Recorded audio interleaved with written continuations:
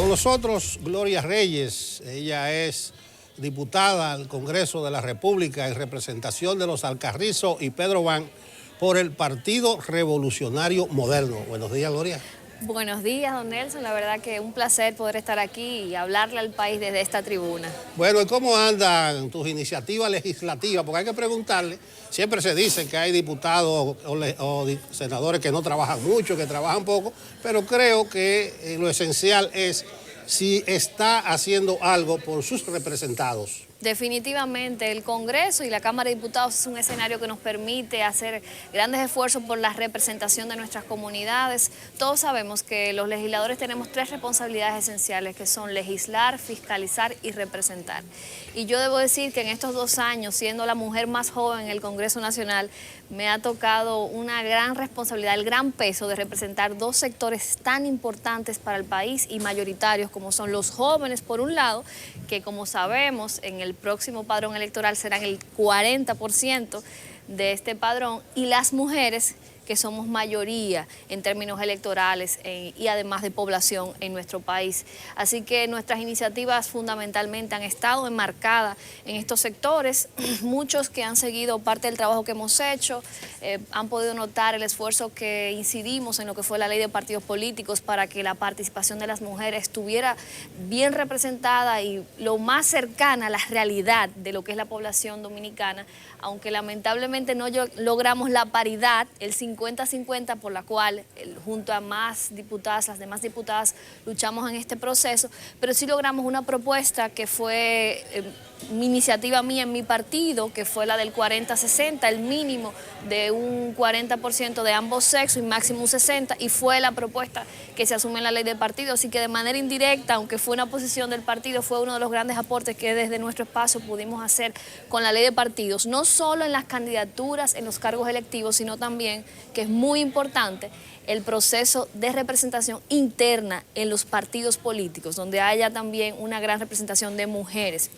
Y por otro lado, lo que fue el tema de la cuota de la juventud y por lo menos establecer un mínimo de un 10% de las boletas de los partidos representadas por jóvenes. A propósito de juventud, creo que es un honor para nosotros entrevistar a la legisladora más joven.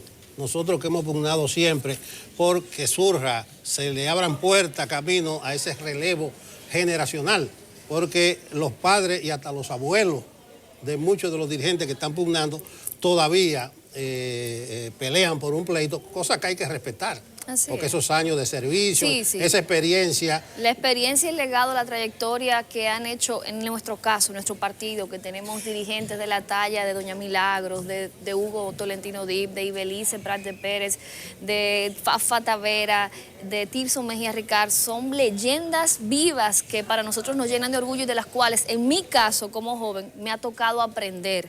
Y con esto nosotros pensamos que debe haber ese equilibrio, Nelson, entre la experiencia y la trayectoria de liderazgos establecidos, claro, liderazgos morales, liderazgos éticos, y la energía, las nuevas ideas de la juventud. No, escuchándote discurrir, me doy cuenta que es una joven, porque hay jóvenes viejos por su manera de pensar, sus concepciones en el mundo, y además una joven con una carrera meteórica. Yo te vi pugnando por uno de los puestos en la convención interna. ¿Saliste premiada? Sí, soy una de las vicepresidentas que tiene nuestro partido a nivel nacional, de las jóvenes, de las tantos ya jóvenes. Somos 6 vicepresidentes menores de 35 años que tiene el partido y una gran representación de mujeres también. Creo que ese es un mensaje que el PRM envía al país y hace que los demás partidos políticos también comiencen a girar en torno a la importancia de tener más espacio para jóvenes y mujeres en la toma de decisiones dentro de las estructuras partidarias. Ese proceso interno del PRM corrió parejo con la discusión de la ley de partido que tú dices y con unos temas básicos, aquello del método de elección, de que si cerrado, que si abierto, el padrón, que si con la Junta, con si el militante de cada partido. ¿Cómo tú te ubicaste y por qué decidiste apoyar X posición? Sí, nosotros como parte de la organización que es el PRM asumimos la posición que ha presentado el partido relacionada al padrón cerrado o las primarias cerradas que tanto se discutió y que nosotros en muchas ocasiones criticamos porque la importancia que tenía la ley de partidos políticos no era para limitarla solo a la discusión de lo que son las primarias abiertas y cerradas, temas como el financiamiento, temas como la publicidad, la transparencia y la rendición de cuenta de los recursos que utilizan los partidos políticos eran fundamentales y quizás no pudimos discutirla con la profundidad que ameritaba. Ya tenemos la ley de partidos políticos, nosotros hicimos un voto crítico porque entendíamos que la ley no completaba con las expectativas que tenía la población y los mismos militantes de los partidos políticos, pero decidimos apoyar la ley porque tiene componentes importantes de avance para lo que van a ser las elecciones y el funcionamiento y vida de los partidos políticos. Yo le pongo un ejemplo a la gente. Las sanciones que establece la ley de partidos políticos para el clientelismo, la compra de votos, para el cambio de candidaturas cuando son electas en posiciones electivas por los dirigentes del partido, todas estas sanciones son avances importantes que la clase política, los militantes y muchos de los dirigentes políticos de base, que son los que menos pueden ir a espacios a hablar, sufrían cada convención, cada proceso interno, que ganaban una posición y la cúpula partidaria decidía que esta persona no tenía la posibilidad de ser y le cambiaba el orden en la boleta. Todo esto está sancionado por la ley de partidos políticos, además del importante valor que se le da a la educación política, designando un presupuesto establecido que en principio se propuso de un 25% y que lamentablemente llegó al 10%, pero está ahí y creo que son de los avances que tiene la ley de partidos políticos. Bueno, a propósito de la ley de partidos políticos, preparándome para esta entrevista, estuve revisando su texto y me centré en el artículo 30 que tiene que ver sobre los derechos de los miembros.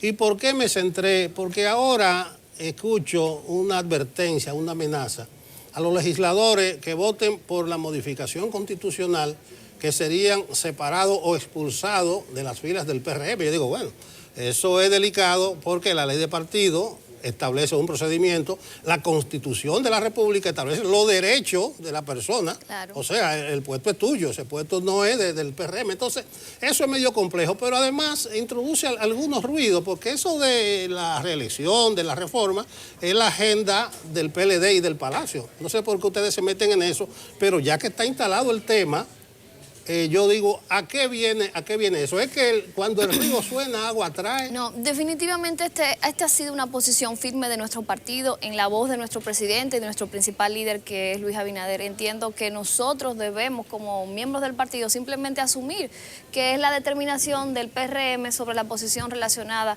a lo que es la posible amenaza de la modificación de la Constitución, que aunque muchos dicen que no es un tema que está en agenda porque está prohibido por la Constitución, todos conocemos el modus operandi del partido oficialista y vimos como en el 2015 se hicieron todas las maniobras para cambiar la Constitución. Pero te pregunto, y con eso, ¿a ti se te ha acercado alguien diciendo que se está por hacer? No se nos ha acercado, pero en los medios de comunicación, en la base de la sociedad, a mí que me toca estar toda la semana compartiendo con políticos, gente de sociedad civil, me preguntan, Gloria, ¿tú te vas a vender por la ley de partido, por la Constitución?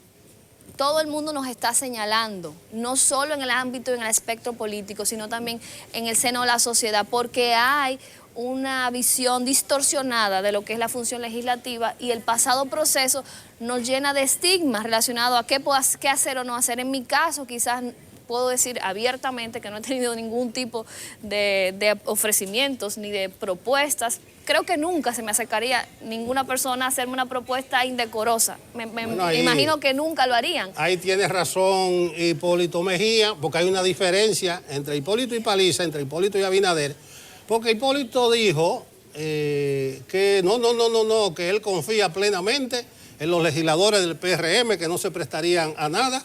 Entonces no habría que arrojar dudas. Porque es un asunto, si tú a tu hijo le dices, mira, cuidado si tú te juntas, es porque el padre está viendo algo. Entonces, decía ahorita, no se puede mencionar soga al lado del ahorcado. Entonces, no sé a qué viene esa discusión. No, definitivamente viene porque no todas las declaraciones quizás no se presentan de manera completa, pero tanto Paliza como Abinader expresaron la confianza con los legisladores, como asimismo lo ha hecho Hipólito Mejía, y simplemente han expresado la posición del partido. Y no creo que sea algo que haya que darle grandes dimensiones, simplemente que todo el país esté claro, que nuestros legisladores, que nuestros dirigentes políticos sepan que la posición del PRM PRM es anti-reelección y está en contra de cualquier posibilidad de modificar la Constitución para cambiar el nunca jamás o la reelección en nuestra legislación dominicana. Es simplemente, es un mensaje contundente y con eso es justo el momento para recordar que el país está completamente contrario, en una posición mayoritaria y está cansada y quiere un cambio. Y con esto, cansada de la corrupción, cansada de la inseguridad ciudadana, cansada de la situación del alto costo de la vida que se vive en nuestro país. Y ese ha sido el mensaje que el PRM ha querido enviar a la ciudadanía, un mensaje de cambio. No, se entiende perfectamente, pero tú como legisladora sabes que no se legisla para las casualidades, sino para cosas concretas, específicas. Entonces a veces como que uno se confunde desde fuera. Pero vamos a cosas más concretas y más específicas, que es de la agenda legislativa. No sé en qué litoral tú te ubicas en el debate que hay sobre la interrupción del embarazo. Podríamos hablar más ampliamente del Código Penal, sí, pero el punto es que lo traba. Hay políticos que le tienen miedo, o no que le tienen miedo, que son reservados sí, al abordar ese punto porque se deben a una colectividad muy diversa, claro, donde hay distintas creencias. Claro. ¿Cuál ha sido la posición de Gloria Reyes? Ni siquiera la del PRM, porque sí, a veces hay que reivindicar su punto de vista personal. Sí, este ha sido uno de los temas que nosotros de manera puntualizada y muy amplia hemos discutido en el proceso de la legislatura. Nos enmarcamos en los legisladores que defendemos los derechos de las mujeres de decidir sobre su vida y sobre su cuerpo.